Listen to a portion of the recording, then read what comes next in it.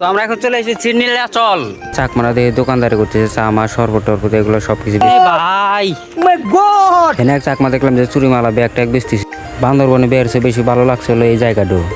পাহাড়ের উপর চাকমা করে দোকান থাকে যে ভিউটা দেখা যায় মাথা নষ্ট। এই কলা বাগান এগুলা যে দেখতে পাচ্ছেন এগুলা কিন্তু আসলে চাকমারা তুলে বিক্রি করে তারা। মানে অবস্থা সবার আসলে সবাই ভালো আছে।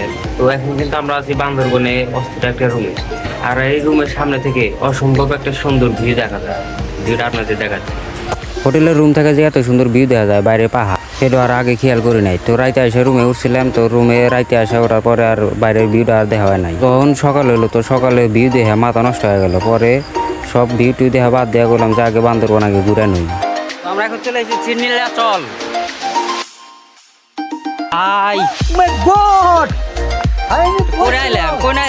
তো বান্দরবনের ভিতরে নীলাচল একটা অন্যরকম একটা স্পট। তো এই স্পটে না আসলে আপনি জীবনে ভাই মেলা কিছু মিস করবেন, জীবনে মেলা কিছু দেখা পাই মিস করবেন। যত সামনে যাইতেছে মন পুরা মুগ্ধ হয়ে যাইতেছে। চারপাশে পাহাড় আর এইসব অপরূপ সৌন্দর্য যা দেখলে মন টন সবকিছু ভালো হয়ে যাইতেছে। এই জায়গায় দেখতেছি যে চাকমারা দোকান দিচ্ছে শরবত মরবত চা মা এগুলো বেচতেছে। আসলে চাকমা করে দোকান এনে দেখ মেয়েরা বেশিরভাগ দোকানদারি করে, ছেলে করে দেখি নাই। তো মেয়েরাই বেশিরভাগ চাকমারা দোকানদারি। আর বান্দরবনে চাকমারা কতটা ভাগ্যশীল যে তারা এত সুন্দর জায়গা থেকে দোকানদারি করতেছে আর এত সুন্দর ভিউ দেখতেছে। আর আসলে তারা দেখতে দেখতে এগুলো মানে অভক্তি হয়ে গেছে। কিন্তু আমরা আসলে নতুন দেখলাম, তো নতুন দেখার পরে যে মনের যে ফিলিংসটা মানে কাকে কয়া বোঝান যাইব না। আর প্রকৃতির এত অপরূপ সৌন্দর্য দেখবা চাইলে ভাই ঘরে বসে থাকলেও না, শুধু ফোনে দেখা না। আর যদি আপনি প্রকৃতির সুখ নিবার চান তাহলে ভাই ঘর থেকে বাড়ায়। পৃথিবী কতটা সুন্দর, আল্লাহ কত সুন্দর করে পৃথিবী বানাইছে। আল্লাহ ঘর থেকে বাড়ায় এই সৌন্দর্য আল্লাহ উপভোগ করেন, দেখেন মন সবকিছু পরিষ্কার হয়ে যাবে।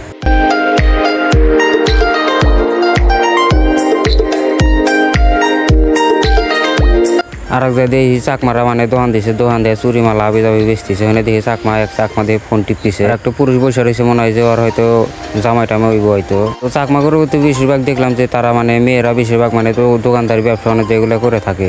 বান্দরবনে যত ভিতরে যত গভীরে যাইতেছে ততই মানে প্রকৃতির অপরূপ সৌন্দর্য দেখতে পারতেছি। এত সুন্দর রাস্তা, মানে সেনাবাহিনীরা এত সুন্দর করে রাস্তা করছে, মানে সত্যি অসাধারণ। আর এত সুন্দর সুন্দর পাহাড়, মানে এই গরমের ভিতরে মনে হইতেছে না যে গরম, মানে হাঁটতেছি বেলা তারপরে গরম লাগতেছে না। কারণ পাহাড়ের উপরে এমনিতেই কিন্তু থাকে হিন্দিয়া ঠান্ডা। আর অপরূপ সৌন্দর্যের ভিতরে প্রাকৃতিক যে বাতাস, মন টন শরীর মরিল সবকিছু একবারে মুগ্ধ হয়। দূর থেকে পাহাড়ের দিকে তাকালে মন টন সবকিছু। বান্দরবনে এটা আর একটা স্পট মেঘলা, মানে এই জায়গাটা আহামরি মানে সুন্দর তা না, কিন্তু পাহাড় অপরূপ সৌন্দর্য, মানে এগুলো দেখতে ভালো লাগে। চারপাশে প্রকৃতি আছে, মানে গাছপালা আছে, পশু পাখি আছে, এগুলাই। তাছাড়া মানে তেমন কিছু এখানে দেখা যায় না, তেমন কোনো দোকানপাটও নাই। বান্দরবনের ভিতরে আমার কাছে সব থেকে সুন্দর লাগছে এই প্লেসটা। আসলে অসাধারণ, প্রকৃতির মাঝে মনে হয় যে হারিয়ে যায়। এতদিনে মনে হচ্ছে যে পৃথিবী এত সুন্দর। আসলে পৃথিবী কিন্তু ছোট, আর পৃথিবীর সৌন্দর্য কত বড়, সত্যি অসাধারণ। তোমার এই জায়গায় এসে কেমন ফিলিং হচ্ছে? অনেক সুন্দর ভিউ, অনেক ভালো লাগছে, মাথা নষ্ট ফিলিং।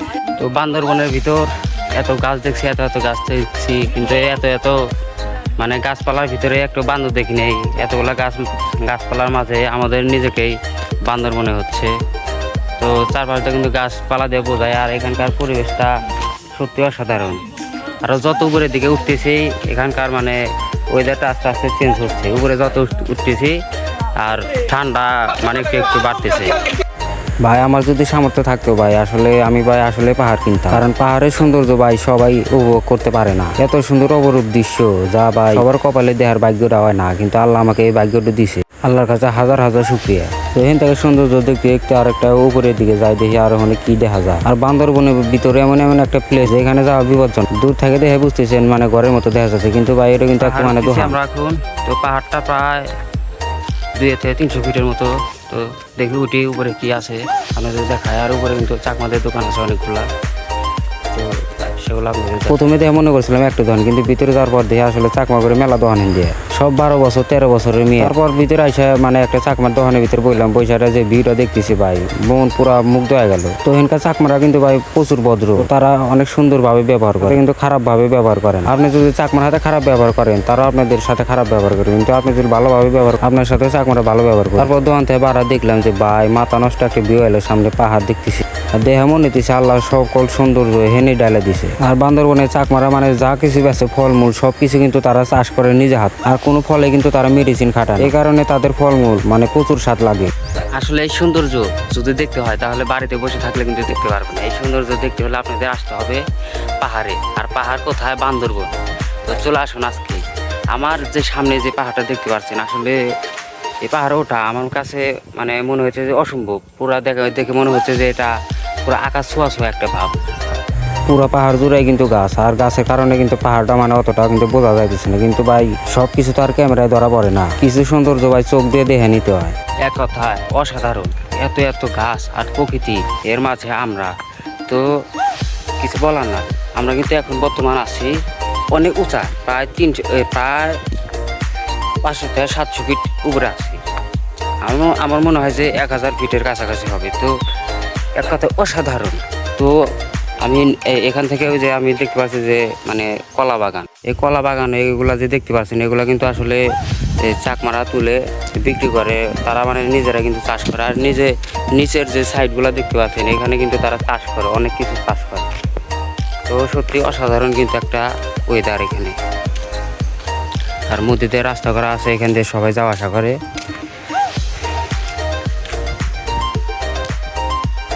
অপরূপ। আমরা এখন পাহাড় থেকে নামলাম, তো আস্তে আস্তে যখন নিচে নামতেছি আমরা, তখন কিন্তু আস্তে আস্তে এখানে চারপাশে মানে তো প্রায় ঠান্ডা বলতেই চলে। কিন্তু নিচে যখন আস্তে আস্তে নামতেছি, নিচে আগের মতো কিন্তু গরম বেড়ে যাচ্ছে। তো দেখি,